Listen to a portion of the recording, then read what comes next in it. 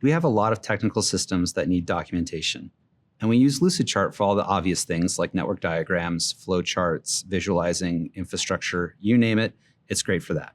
We also use Lucidchart to document other, less obvious systems, and that's saving us time and money.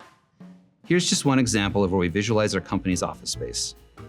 We were paying a ridiculous amount of money for workspace management software. Things like where do people sit, where are their hot desks, all that stuff.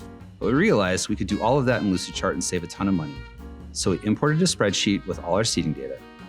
From there, we dragged that data out as shapes to represent each desk in each conference room. And then we mapped those to our floor plan and locked them in place. Now, with all that data embedded in each shape, we can add conditional formatting rules to bring this document to life. We can quickly see where different departments sit, conference room sizes, where we've got hot desks. It's pretty customizable to whatever we want to visualize. And the great thing about this is that IT spends virtually zero time maintaining this documentation.